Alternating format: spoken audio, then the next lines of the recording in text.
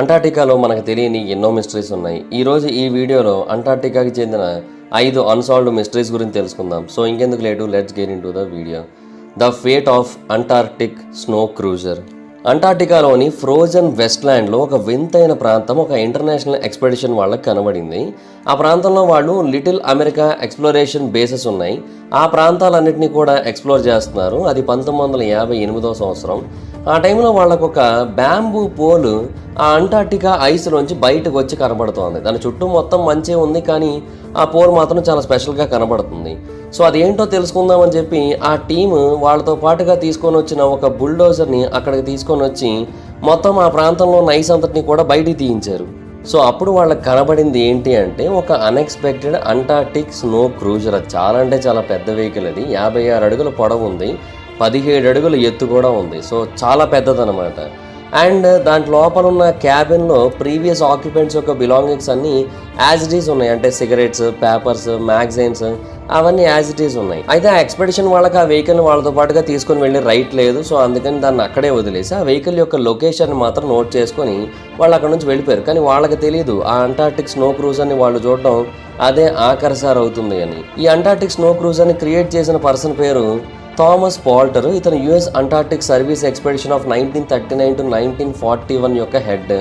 ఈ క్రూజర్ ఏంటంటే పోల్టర్ యొక్క ఎక్స్పెరిమెంట్ల యొక్క ప్రొడక్ట్ అని చెప్పొచ్చు. యాక్చువల్గా అతను 1934 నుంచి కూడా అంటార్టికాలో ప్రయాణించడానికి వీలుగా ఉండే ఒక క్రూజర్ని తయారు చేయాలనుకున్నాడు. అండ్ అంతేకాకుండా అక్కడ ఒక మొబైల్ బేస్ క్యాంప్ని కూడా ఏర్పాటు చేయాలి.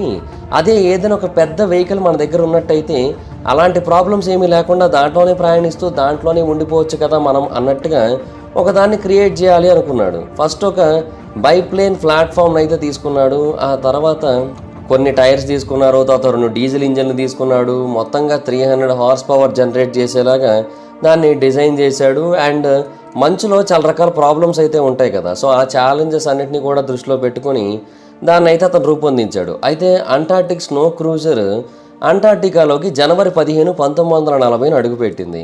అడుగు పెట్టడమే దరిద్రం అని చెప్పొచ్చు దానికి. ఎందుకంటే అది చాలా అంటే చాలా హెవీ వెయిట్ ఉండడం వల్ల ఒక వుడెన్ ర్యాంప్ను ఉపయోగించి దాన్ని పైనుంచి కిందకి అంటే షిప్లోంచి అంటార్టికా మీదకి దించుతున్నారనమాట. అయితే అలా దించుతున్న టైంలో ఆ వుడెన్ ర్యాంప్ కంప్లీట్గా బ్రేక్ అయిపోయింది. బట్ పోల్టరే దాన్ని డ్రైవ్ చేస్తున్నాడు. అతని క్విక్ రిఫ్లెక్సెస్ కారణంగా ఆ వెహికల్ సముద్రంలోకి పడిపోకుండా సేవ్ అయింది. అయితే దించిన తర్వాత ఇమీడియట్గా ఇంకొక ప్రాబ్లం నోటీస్ చేశారు. అదేంటంటే దాని యొక్క డిజైన్లో ఒక క్రిటికల్ ఫ్లా ఉంది. ఆ క్రూజర్కి ఉన్నవన్నీ కూడా ట్రెడ్లెస్ టైర్సే. అయితే పోల్టర్ ఏమని నమ్మాడు, ఆ ట్రెడ్లెస్ టైర్స్ ఉంటేనే స్నోలో అది స్టక్ అవ్వకుండా ఉంటుంది అనుకున్నాడు. అయితే ఇక్కడ ఉన్న ప్రాబ్లం ఏంటంటే కొన్ని చోట్ల డీప్ స్నో అంటే చాలా పెద్ద మొత్తంలో స్నో ఉంటుందన్నమాట. అంటార్టికా మొత్తం స్నో ఏ ఉంటుంది కదా.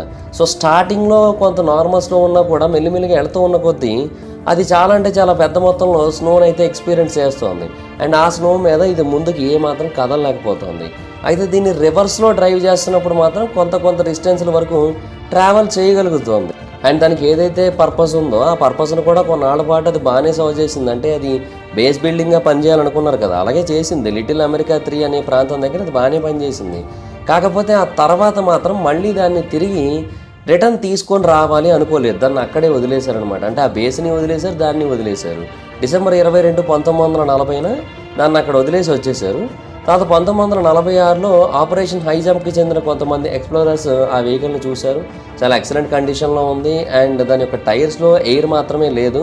సో ఒకవేళ ఎయిర్ కనుక నింపినట్టయితే దాన్ని అక్కడ నుంచి తీసుకొని వెళ్ళొచ్చు అనుకున్నారు. బట్ అయినా కూడా వాళ్ళు కూడా ఎందుకు రిస్క్ అని వదిలేశారు. బట్ మళ్ళీ 1958లో ఈ ఎక్స్పెడిషన్ వాళ్ళకి కనపడింది. ఆ తర్వాత ఏమైపోయిందో ఎవరికి కూడా తెలియదు. హ్యూమన్ సైట్ నుంచి కంప్లీట్గా మాయమైపోయింది. అండ్ అంటార్టికా స్నో క్రూజర్కి ఏమైంది అనేది ఇప్పటికీ కూడా ఒక మిస్టరీ. అంటే కొన్ని క్లూస్ అయితే దొరికాయి, కానీ ఆ మిస్టరీ అయితే మాత్రం అలాగే ఉంది. అంటే బేసిక్గా లిటిల్ అమెరికా 3 ప్రాంతం దగ్గర ఏదైతే ఐస్ షెల్ఫ్ ఉందో అది ఆ తర్వాత ఫ్రాక్చర్ అయింది. 1960 యొక్క స్టార్టింగ్లో 1963వ సంవత్సరంలో చాలా పెద్ద మొత్తంలో ముక్కలైపోవడం జరిగింది. ఆ టైంలో ఆ ప్రాంతంలో తిరుగుతున్న యుఎస్ఎస్ ఎడిస్టో ఆ ప్రాంతంలో ఐస్ ఫ్లో పెరగడాన్ని అండ్ ముక్కలైపోవడాన్ని వీటన్నిటిని చూసింది. అలాగే ఆ క్యాంప్ యొక్క రెమనెంట్స్ కూడా ఐస్ యొక్క ఎడ్జ్లోకి వచ్చేయడాన్ని కూడా చూసింది. సో ఆబ్వియస్లీ ఆ క్రూజర్ కూడా మేబీ అలాగా ఐస్లోంచి వాటర్లోకి పడిపోయి ఉండొచ్చు. ఆ తర్వాత అక్కడే గడ్డకట్టుకుపోయి ఉండొచ్చు. అనే అభిప్రాయం చాలామందికి అయితే వచ్చింది. అయితే మరికొంతమంది చెప్పిన ఇంకొక పాయింట్ ఏంటంటే బేసిక్గా 1960s అంటే కోల్డ్ వార్ జరుగుతున్న పీక్స్ టైం కదా. సో అప్పట్లో సోవియట్ యూనియన్ వాళ్ళ కళ్ళు కూడా దీని మీద పడ్డాయి.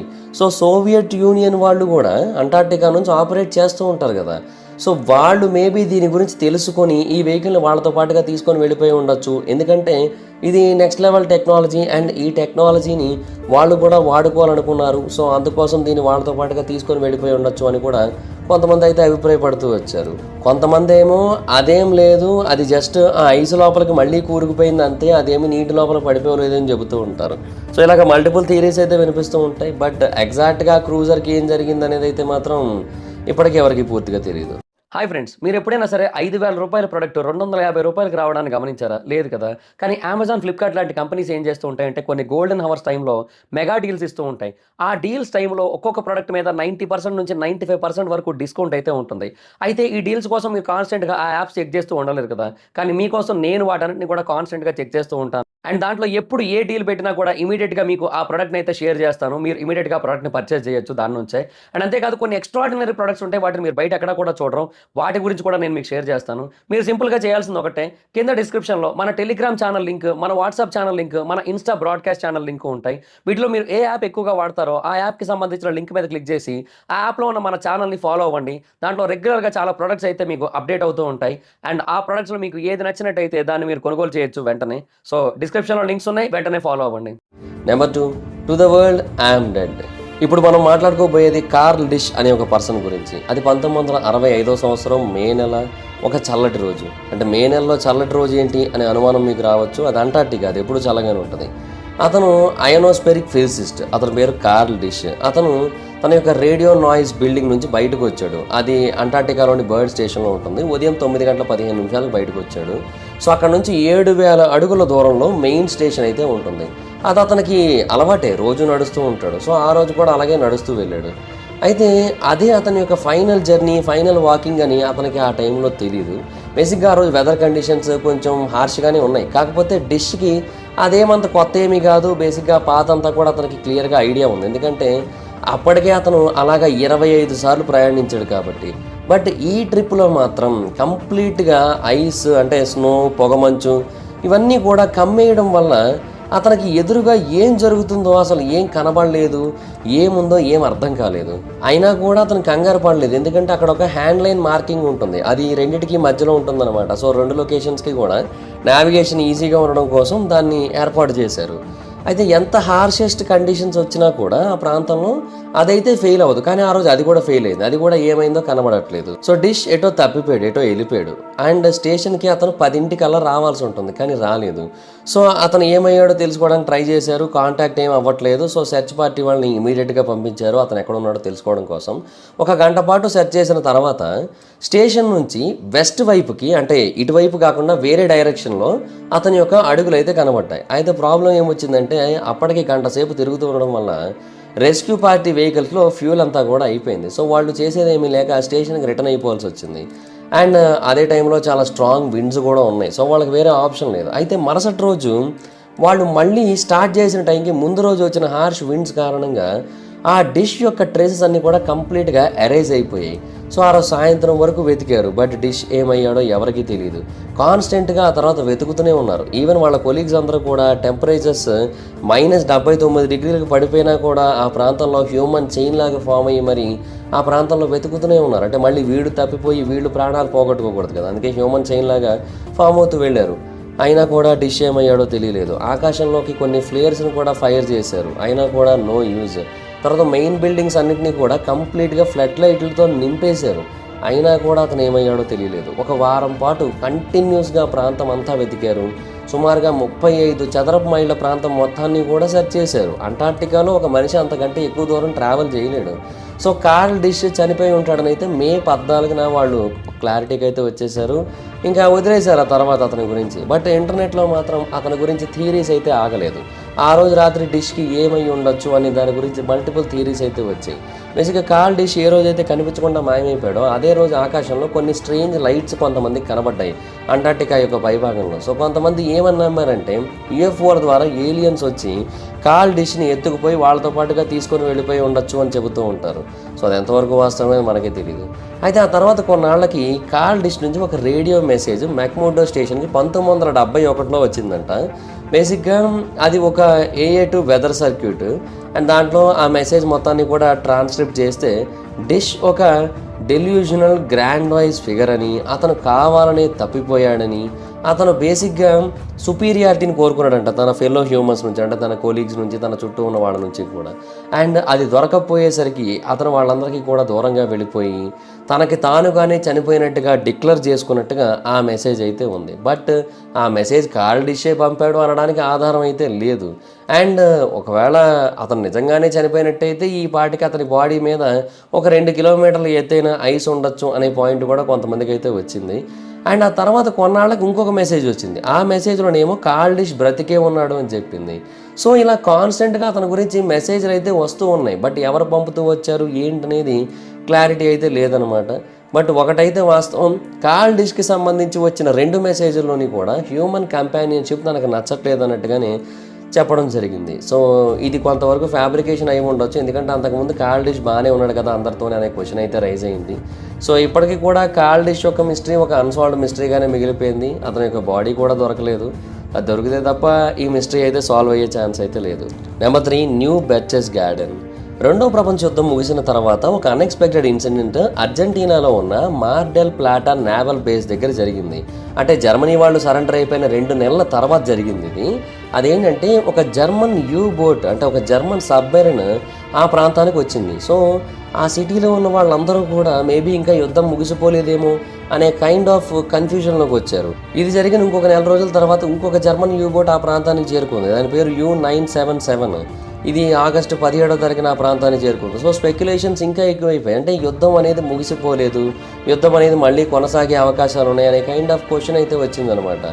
అండ్ ఇంకొకటి ఏంటంటే అడాల్ఫ్ హిట్లర్ బతికే ఉన్నాడనే క్వశ్చన్ కూడా చాలా మందికి వచ్చింది ఆ టైంలో. అంతేకాకుండా అడాల్ఫ్ హిట్లర్, ఏవా బ్రాన్, అలాగే ఇంకొంతమంది హై ర్యాంకింగ్ నాజీస్ ఎవరైతే ఉంటారో వీళ్ళందరూ కూడా హై లెవెల్ సబ్మెరైన్స్ని ఉపయోగించి వాళ్ళ యొక్క ప్యాసింజర్స్ అందరినీ కూడా ఒక సీక్రెట్ నాజీ బేస్కి తరలించారు. అండ్ వాళ్ళు కూడా ఒక సీక్రెట్ నాజీ బేస్కి వెళ్ళారు అనే ఆలోచన వచ్చింది. ఆ సీక్రెట్ నాజీ బేస్ ఇంకెక్కడో కాదు, వరల్డ్స్ మోస్ట్ ఇన్హాస్పిటబుల్ ఎన్విరాన్మెంట్స్లో ఒకటైన ఈ అంటార్టికాలోనే ఉంది అని అయితే చాలామంది నమ్మడం మొదలుపెట్టారు. సో 1947 నాటికి వచ్చేసరికి ఈ థియరీ ఇంకా పెరిగి పెద్దదైందని చెప్పొచ్చు. ఎందుకంటే ఆ టైంలో లిజిల్ జబోవా అనే ఒక హంగేరియన్ ఎగ్జైల్ ఈ రూమర్స్ అన్నిటి గురించి కూడా ఒక పుస్తకం రాశాడు. ఆ పుస్తకానికి అతను పెట్టిన పేరేంటి, హిట్లర్ ఈజ్ అలైవ్ అని. సో దాంట్లో అతను చెప్పింది ఏంటంటే నాజీ రెజైమ్ని మళ్ళీ తిరిగి పూర్వ వైభవానికి తీసుకురావడం కోసం ఒక మిలిటరీ బేస్ని ముందుగానే సెటప్ చేసి ఉంచారు. ఒక హైలీ అడ్వాన్స్డ్ మిలిటరీ బేస్ అది. దాని పేరు న్యూ బెక్టర్స్గాడెన్. ఇది అంటార్టికాలో ఉంటుంది. ఇది 1939లోనే చాలా హై లెవెల్ టెక్నాలజీని కలిగి ఉండేది అని అయితే అతను తన పుస్తకంలో మెన్షన్ చేశాడు. అండ్ దాంట్లోనే నాజీ పీపుల్ అందరూ కూడా చాలా సేఫ్గా, సెక్యూర్డ్గా చాలా ఏళ్ళు బ్రతికారని కూడా మెన్షన్ చేశాడు. అండ్ దీనికి ఎవిడెన్స్గా అతను చెప్పింది ఏంటంటే యునైటెడ్ స్టేట్స్ అంటార్టికాకు ఒక మిషన్ని 1946 నుంచి 1947 మధ్యలో పంపింది. దాని పేరే ఆపరేషన్ హై జంప్. అండ్ దాంట్లో 4700 మంది సోల్జర్స్ ఆ కాంటినెంట్ మీదకి వెళ్ళారు. అండ్ రూమర్స్ ఏంటంటే అక్కడ ఒక మిలిటరీ అఫెన్సివ్ థింగ్ జరుగుతోంది, సో దానికోసం వీళ్ళు వెళ్ళారు అని. అండ్ వాళ్ళు ఆ టైంలో నాజీ వాళ్ళతో పోరాటం కూడా చేశారు అని అయితే అందులో అతను మెన్షన్ చేస్తూ వచ్చాడు. అయితే ఆ తర్వాత ఈ థింగ్స్ అన్నీ వేరు వేరు ప్రాంతాలకు స్ప్రెడ్ అయ్యాయి. అండ్ ఎస్పెషల్లీ కొన్ని న్యూక్లియర్ బ్లాస్ట్లు కూడా జరిగాయి ఆపరేషన్ ఆర్గస్ నుంచి. అండ్ ఇదంతా కూడా జరుగుతుంది ఆ నాజీల యొక్క సీక్రెట్ బేస్ని అంతం చేయడానికి అనే ఒపీనియన్ కూడా వచ్చింది. అండ్ నాజీ వెపనరీ వీళ్ళకంటే చాలా పెద్దది, అందుకని వీళ్ళు ఇంత భారీ స్థాయిలో ప్రిపేర్ అవుతున్నారనే ఆలోచన కూడా వచ్చింది. బట్ ఆ తర్వాత యుఎస్ వాళ్ళు న్యూక్లియర్ వార్ఫేర్ మొత్తాన్ని కూడా డిస్ట్రాయ్ చేయడానికి ట్రై చేసినప్పుడు నాజీ వాళ్ళు వీళ్ళని తిప్పికొట్టారు అనే థియరీ కూడా ఆ టైంలో బయటకు వచ్చింది. సో ఇలాగ మల్టిపుల్ క్లెయిమ్స్ అయితే వచ్చాయి. బట్ వాటిలో చాలా మటుకు నిజమైతే కాదు. అండ్ ఇంకొకటి కోల్డ్ వార్ టైంలో ఇవన్నీ కూడా స్ప్రెడ్ అయ్యాయి.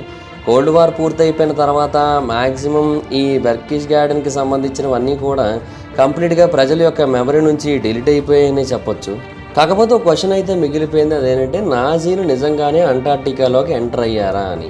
అయితే అది అఫీషియల్గా కన్ఫర్మ్ అయింది ఎప్పుడంటే డిసెంబర్ 1938 నాజీల యొక్క క్యాటాపుల్ట్ షిప్ MS ఫెన్లాండ్ అంటార్టికా యొక్క రీజన్స్లోకి అయితే ఎంటర్ అయింది. అది కూడా నార్వేజియన్ ఏరియా, అంటే నార్వేజియన్ జ్యూరిస్డిక్షన్లో ఉన్న అంటార్టికాలోకి ఎంటర్ అయింది. దాన్ని కెప్టెన్ ఆల్ఫ్రెడ్ రిచర్ అయితే నడిపించాడు. ఆ ఎక్స్పెడిషన్ యొక్క ముఖ్యమైన ఉద్దేశం ఏంటంటే జర్మనీ యొక్క వేలింగ్ ఇండస్ట్రీస్ని అన్ని ప్రాంతాలకి కూడా స్ప్రెడ్ చేయాలి అండ్ అంటార్టికాలో వాళ్ళ యొక్క ప్రాంతాన్ని హోల్డ్లో పెట్టుకోవాలి అండ్ దాన్ని స్ట్రాటజిక్ పర్పసెస్ కోసం వాడుకోవాలి. ఈ ఉద్దేశం మీద ఆ ఎక్స్పెడిషన్ అయితే స్టార్ట్ చేశారు. అండ్ ఎక్స్పెడిషన్లో భాగంగా చాలా పెద్ద మొత్తంలో ఫ్లాగ్స్ని అక్కడ పెట్టారు, చాలా ప్రాంతాలను ఫోటోలు తీశారు. మొత్తంగా 6 లక్షల చదరపు కిలోమీటర్ల టెరిటరీ మొత్తాన్ని కూడా ఫోటోగ్రాఫ్ చేయడం జరిగింది.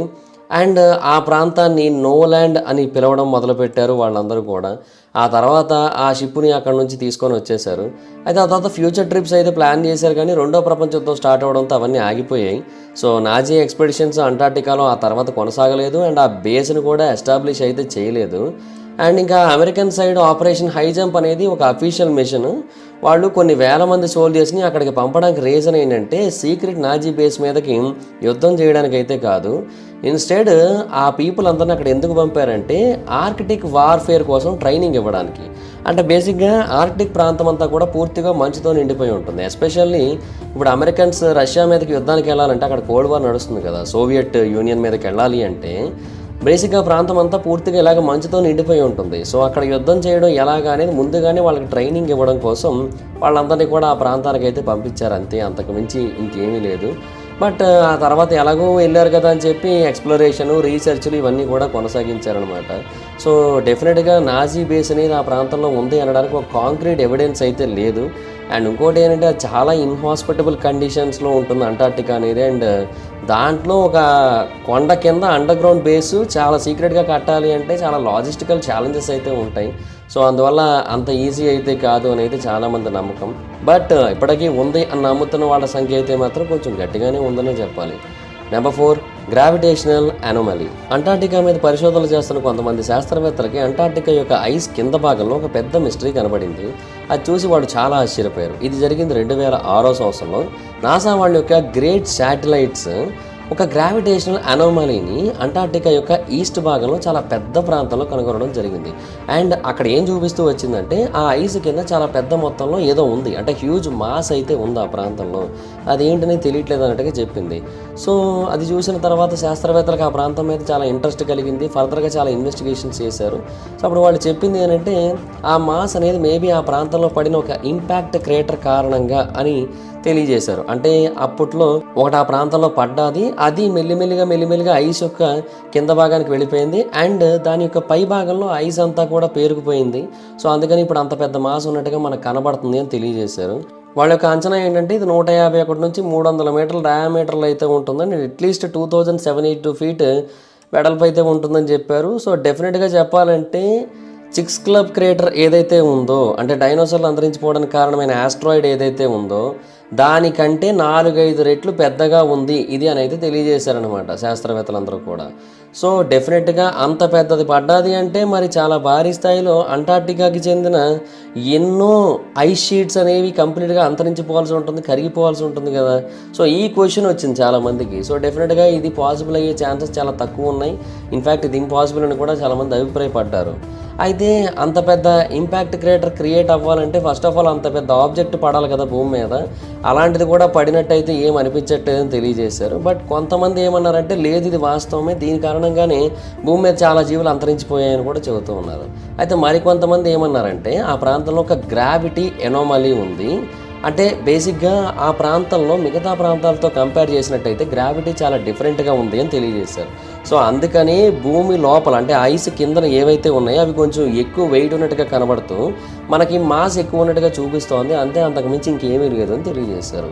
అయితే మరి అంత పెద్ద మాస్ ఆ ప్రాంతంలో క్రియేట్ అవ్వడానికి ఏంటి రీజను అంటే కొంతమంది చెబుతున్న పాయింట్ ఏంటంటే ఏన్షియంట్ సివిలైజేషన్ అయిన అట్లాంటిస్ మేబీ ఆ ప్రాంతంలోనే ఉండి ఉండొచ్చు, దాన్ని వదిలేశారు ఆ తర్వాత అండ్ దాని మీద ఐస్ అనేది పేరుకుపోయింది అండ్ ఆ ప్రాంతంలో గ్రావిటీ అనేది చాలా డిఫరెంట్గా ఉంటుంది భూమి మీద ఉన్న మిగతా ప్రాంతాలతో కంపేర్ చేసినట్టయితే. సో అందుకే అక్కడ గ్రావిటేషనల్ అనామలీ క్రియేట్ అయిందని కూడా మరికొంతమంది అభిప్రాయపడుతున్నారు. అయితే ఈ థియరీకి ఆపోజిట్గా ఇంకొంతమంది వాదిస్తూ ఉంటారు. వాళ్ళు చెప్పేది ఏంటంటే బేసిక్గా ఈ అంటార్టికా ప్రాంతంలో చాలా చోట్ల మనకి పిరమిడ్ షేప్డ్ మౌంటైన్స్ కనబడుతూ ఉంటాయి. అవి ఎప్పటికప్పుడు భూమిలోంచి బయటకు వస్తున్నట్టు కనబడుతూ ఉంటాయి మనకి. అయితే వాటిని ఒకప్పటి కాలం నాటి నేటివ్ అంటార్టికా పీపుల్ నిర్మించారని అయితే కొంతమంది అభిప్రాయపడుతూ ఉంటారు. అండ్ ఇంకొంతమంది ఇంకొక అడుగు ముందుకేసి ఏలియన్ టెక్నాలజీ ఈ ప్రాంతంలో ఉంది, ఏలియన్స్ ఈ ప్రాంతాన్ని వాళ్ళ కంట్రోల్లో పెట్టుకున్నారు, వాళ్ళు ఒకప్పటి కాలంలో ఇక్కడ ల్యాండ్ అయ్యారు, సో అందుకే ఇప్పుడు దానికి సంబంధించిన మాస్ మనకు కనబడుతోంది, అక్కడ యుఎఫ్ఓ ఉంది, ఇలాగ మల్టిపుల్ థియరీస్ అయితే చెబుతూ వచ్చారు. సో ఎనీహో మొత్తానికి థియరీస్ అయితే చాలా ఎక్కువగానే ఉన్నాయి, కానీ ఆ ప్రాంతంలో ఎందుకని గ్రావిటేషన్ అనామలీ క్రియేట్ అయింది అనే దానికి ఎవరి దగ్గర కూడా ఆన్సర్ అయితే లేదు. సో ప్రస్తుతానికి అది కూడా ఒక అన్సాల్వ్డ్ మిస్టరీగానే మిగిలిపోయిందని చెప్పొచ్చు. ఫైనల్గా number 5, the mysterious death of Rodney marks. Rodney marks అనే పర్సన్ బేసిక్గా చనిపోతాడని ఎవరు ఎక్స్పెక్ట్ చేయలే, కానీ చనిపోయాడు. అతని వయసు 32 ఏళ్ళే ఆ టైంకి. అతను శాస్త్రవేత్తగా పనిచేస్తున్నాడు Antarctic sub millimetre telescope and remote observatory దగ్గర. అది ఎమన్స్కాట్ సౌత్ పోల్ స్టేషన్ దగ్గర అయితే ఉంటుంది. అది 2000 సంవత్సరం. బేసిక్గా సడన్గా చనిపోయాడు అతను. ఆ రోజు డేట్ మే 11. అతను అబ్జర్వేటరీ నుంచి బేస్కి నడుస్తున్నాడు. అయితే నడుస్తున్న టైంలో మార్క్స్కి ఎందుకో చాలా అనారోగ్యంగా అనిపించింది. ఆ తర్వాత 36 గంటల్లో మార్క్స్ కండిషన్ చాలా దారుణంగా పడిపోయింది. అంటే అతను స్టేషన్ యొక్క మెడికల్ సెంటర్కి 3 సార్లు వెళ్ళాడు రిలీఫ్ కోసం. అయినా కూడా సిచ్యువేషన్స్ ఇంకా వరస్ట్గా అవుతున్నాయి. అంటే నాజియా కానీ, స్టమక్ పెయిన్ కానీ, ఫీవర్, ఇలాగ మల్టిపుల్ థింగ్స్ అయితే ఉన్నాయి. సో డాక్టర్స్ ఏమో కాన్స్టెంట్గా అతనికి హెల్ప్ చేయడానికి ట్రై చేస్తున్నారు పాపం. ఇన్ఫ్యాక్ట్ శాటిలైట్ ఫోన్ ద్వారా దీని గురించి అఫీషియల్స్కి చెప్పడానికి ట్రై చేస్తున్నా కూడా వాళ్ళు కూడా వెంటనే ఏం చేయలేరు కదా. అదేమన్నా అమలాపురం పక్కనే ఉంటుంది, వెళ్ళొచ్చేద్దాం అనుకోవడానికి, అంటార్టికా కదా, సో అంత ఈజీగా వెళ్ళడం అవ్వదు. సో ట్రై చేశారు బట్ కుదరలేదు. ఫైనల్గా మే 12న చనిపోయాడు. 36 గంటల తర్వాత చనిపోయాడు. బట్ మార్క్స్ బాడీని తీసుకురావడం కూడా లేట్ అయిపోయింది. అక్టోబర్ వరకు అతను అక్కడే ఉండిపోవాల్సి వచ్చింది, ఎందుకంటే అక్కడ ఉన్న ఎక్స్ట్రీమ్ కండిషన్స్ వల్ల. అండ్ ఫైనల్గా అతని యొక్క శరీరాన్ని క్రైస్ట్చర్చ్ న్యూజిలాండ్ తీసుకొని వచ్చారు. అక్కడ పోస్ట్మార్టం చేశారు. చేసినప్పుడు అతని మరణానికి రీజన్ ఏంటో తెలిసింది. అది ఏంటంటే మెథనాల్ పాయిజనింగ్. అంటే అతను మెథనాల్ పాయిజనింగ్ కారణంగా చనిపోయాడు. అయితే అతను సహజంగానే చనిపోయాడా లేదంటే ఎవరైనా చంపేశారా, ఇలాంటి క్వశ్చన్స్ వచ్చాయి. అంటే సహజంగా చనిపోవడం అంటే అతనంతట అతను తీసుకోవడం, ఆత్మహత్య చేసుకోవాలనుకోవడం. వేరే వాళ్ళు చంపడం అంటే హత్య అవుతుంది కదా. అండ్ కొన్నిసార్లు పొరపాటును కూడా తీసేసుకుంటారు. అంటే ఆ ప్రాంతంలో ఆల్కహాల్ అనుకుని కూడా మెథనాల్ తీసుకున్న సందర్భాలు కొన్ని ఉన్నాయి. సో అలా తీసుకున్నా కూడా మేబీ కొన్నిసార్లు ఇలా అవ్వచ్చేమో అనే కైండ్ ఆఫ్ ఒపీనియన్ అయితే వచ్చింది. అయితే అతని కేసుని ఇన్వెస్టిగేట్ చేయడానికి వెంటనే కుదరలేదు, చాలా ప్రాబ్లమ్స్ వచ్చాయి. ఎందుకంటే మార్క్స్ చనిపోయిందేమో ఒక అమెరికన్ బేస్లో, కానీ ప్రాబ్లం ఏంటంటే ఆ ఫెసిలిటీని కట్టిందేమో ఒక న్యూజిలాండ్ టెరిటరీలో. న్యూజిలాండ్ లా యుఎస్ లా కంప్లీట్గా డిఫరెంట్గా ఉంటాయి. అండ్ అమెరికన్ సిటిజన్స్ని డీల్ చేసేటప్పుడు న్యూజిలాండ్ లాస్ ఇంకా డిఫరెంట్గా ఉంటాయి. అండ్ ఇంకో దరిద్రం ఏంటంటే మార్క్స్ ఆస్ట్రేలియన్ సిటిజన్. సో ఇలాగా 3 దేశాలు ఇన్వాల్వ్ అయ్యాయి అతని యొక్క ఇన్వెస్టిగేషన్ రిలేటెడ్ పాయింట్స్లో. సో అందువల్ల ఇమీడియట్గా అతని మరణాన్ని ఇన్వెస్టిగేట్ చేయలేకపోయారు ఎవరో కూడా. సో అలాగా కొన్ని నెలల పాటు బాధలు పడిన తర్వాత ఫైనల్గా డిటెక్టివ్ సీనియర్ సర్జెంట్ అయిన గ్రాంట్ వార్మాల్ ఈ కేసుని టేకప్ చేశాడు. అతను న్యూజిలాండ్ పోలీస్ పర్సన్.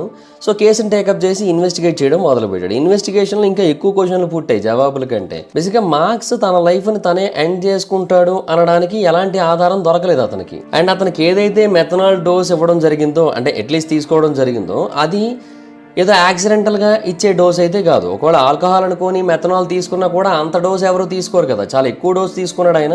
సో అందుకే చనిపోయాడని తెలియజేశారు. సో మాల్ చెప్పిన దాని ప్రకారం అయితే National Science Foundation and Ron Marks యొక్క కొలీగ్స్ వీళ్ళెవరూ కూడా ఇన్వెస్టిగేషన్కి సపోర్ట్ చేయలేదు. సో డెఫినెట్గా ఇంటెన్షనల్ పాయిజనింగ్ జరిగి ఉండొచ్చు అనే అనుమానం అయితే అతనికి వచ్చింది, కానీ అతను సఫిషియంట్ ఎవిడెన్స్ని అయితే గ్యాదర్ చేయలేకపోయాడు. సో అందువల్ల ఆ ఎమన్స్కాట్ స్టేషన్లో ఉన్న మిగతా వాళ్ళు ఎవరి మీద కూడా ఛార్జెస్ అయితే ఫైల్ చేయలేకపోయాడు. సో అందువల్ల ఇప్పటికీ కూడా మార్క్స్ యొక్క మరణానికి కారణం ఏంటనేది ఎవరికి కూడా తెలియకుండా పోయింది. సో ఇప్పటికీ అదొక అన్సాల్వ్డ్ మిస్టరీగానే మిగిలిపోయింది. సో దాట్స్ ఇట్ గైస్, చూశారు కదా, ఇవి అంటార్టికాకి చెందిన 5 అన్సాల్వ్డ్ మిస్టరీస్. వీటిలో మీకు ఏది చాలా మిస్టీరియస్గా అనిపించిందో కింద కామెంట్ సెక్షన్లో తెలియజేయండి. So that's it guys, thanks for watching the video కనుక మీకు నచ్చినట్లయితే లైక్ చేయండి, వీడియో షేర్ చేయండి. ఎప్పటివరకు ఎవరైనా మన ఛానల్ సబ్స్క్రైబ్ చేసుకోకపోతే ఇప్పుడే సబ్స్క్రైబ్ చేసుకోండి. పక్కన బెల్ ఐకాన్ ఆన్లో పెట్టుకోండి, నా ఫర్దర్ వీడియోస్ మిస్ అవ్వకుండా చూడొచ్చు. చాలా మంది చూస్తున్నారు కానీ సబ్స్క్రైబ్ చేసుకోవట్లేదు. So please try to subscribe, click the bell icon also. నా ఇన్స్టాగ్రామ్ ఐడి జబర్దస్త్ మహీధర్, మీరు అక్కడ కూడా వచ్చినట్టు ఫాలో అవ్వచ్చు. Thank you so much guys, bye. మనం next video, bye bye. Hi friends, మీరు ఎప్పుడైనా సరే 5,000 రూపాయల ప్రోడక్ట్ 250 రూపాయలకు రావడాన్ని గమనించారా? లేదు కదా. కానీ అమెజాన్, ఫ్లిప్కార్ట్ లాంటి కంపెనీస్ ఏం చేస్తూ ఉంటాయంటే కొన్ని గోల్డెన్ హవర్స్ టైంలో మెగా డీల్స్ ఇస్తూ ఉంటాయి. ఆ డీల్స్ టైంలో ఒక్కొక్క ప్రోడక్ట్ మీద 90% నుంచి 95% వరకు డిస్కౌంట్ అయితే ఉంటుంది. అయితే ఈ డీల్స్ కోసం మీరు కాన్స్టెంట్గా ఆ యాప్స్ చెక్ చేస్తూ ఉండలేదు కదా. కానీ మీకోసం నేను వాటన్నిటిని కూడా కాన్స్టెంట్గా చెక్ చేస్తూ ఉంటాను. అండ్ దాంట్లో ఎప్పుడు ఏ డీల్ పెట్టినా కూడా ఇమీడియట్గా మీకు ఆ ప్రోడక్ట్ని అయితే షేర్ చేస్తాను. మీరు ఇమీడియట్గా ఆ ప్రోడక్ట్ని పర్చేస్ చేయొచ్చు దాని నుంచే. అండ్ అంతేకాదు కొన్ని ఎక్స్ట్రాడినరీ ప్రొడక్ట్స్ ఉంటాయి. వాటిని మీరు బయట ఎక్కడ కూడా చూడరు. వాటి గురించి కూడా నేను మీకు షేర్ చేస్తాను. మీరు సింపుల్గా చేయాల్సింది ఒకటే, కింద డిస్క్రిప్షన్లో మన టెలిగ్రామ్ ఛానల్ లింక్, మన వాట్సాప్ ఛానల్ లింక్, మన ఇన్స్టా బ్రాడ్కాస్ట్ ఛానల్ లింక్ ఉంటాయి. వీటిలో మీరు ఏ యాప్ ఎక్కువగా వాడతారో ఆ యాప్కి సంబంధించిన లింక్ మీద క్లిక్ చేసి ఆ యాప్లో ఉన్న మన ఛానల్ని ఫాలో అవ్వండి. దాంట్లో రెగ్యులర్గా చాలా ప్రొడక్ట్స్ అయితే మీకు అప్డేట్ అవుతూ ఉంటాయి. అండ్ ఆ ప్రొడక్ట్స్లో మీకు ఏది నచ్చినట్టయితే దాన్ని మీరు కొనుగోలు చేయొచ్చు వెంటనే. సో డిస్క్రిప్షన్లో లింక్స్ ఉన్నాయి, వెంటనే ఫాలో అవ్వండి.